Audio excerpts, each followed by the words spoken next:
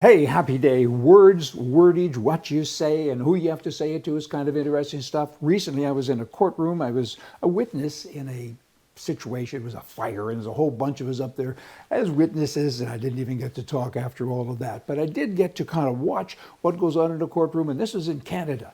And it was so interesting to me. Everyone that walked in, all the lawyers and other people, addressed the judge as his worship. And I thought, woo, that's reserved for a higher power. I think you shouldn't be calling a judge somebody who works for us, the taxpayer, and you're calling him his worship.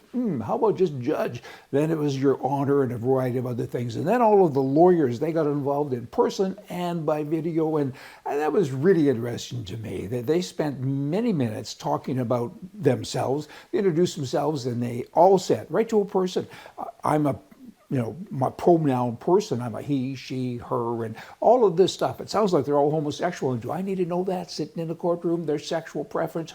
Who cares about that? But they all had to do that. And then I broke it down on my mind, and I thought most trial lawyers charge probably in the range of $600 an hour.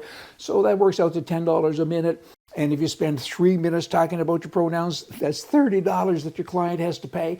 Multiply that by several lawyers, you have several $100s of wasted money and time. I know guys that can't say pass the salt unless they have 10 or 12 words, and the rest of them are cuss words, right? Just get to the bloody point. And lawyers, they're really guilty of that. And all of these words that are being used to people, I find it offensive. You go to a town hall meeting, the mayor, he's your neighbor, and they're saying, your worship. Again, be respectful.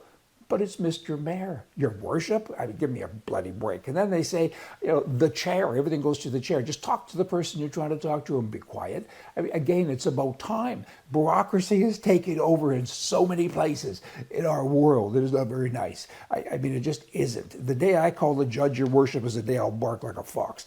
I got to tell you, he works for us. We pay him. We being taxpayers. Get over yourself. Cancel culture. All of that's going on. I mean, judges say you can call yourself Jackie and you used to be Jack, but you have to call me your worship. Names don't go anymore. I mean, there's a circle there, try to get it. Cancel some names, cancel the cancel wasters or the time wasters. 10 million Bibles sell in the US alone every year, more or less. And they've been canceling God out of the mayor's office, out of the courtroom. So that hasn't worked very well with kind of normal people, so their cancel culture isn't always effective, which is kind of good. But all of this time that is wasted, bureaucracy, you should start there. You should still be respectful of the mayor and the judge. But in terms of the legal system, in Canada at least, it's broken. It's broken anyway. And you're going to call a guy, you're going to worship him, his worship, for helping, he's part of the system. That doesn't work really well. Hey, here's a little boy. He has his name too. He has wordage that he uses, and it's called protection. This little boy's 10 years old, and he takes a wagon, and he goes up and down the parkways, or the roadways, I guess, where people park at the ball game.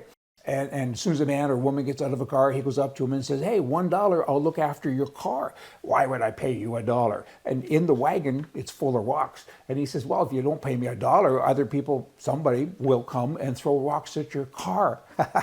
Entrepreneur, that boy. That word works for him. Hey, y'all come back. See ya.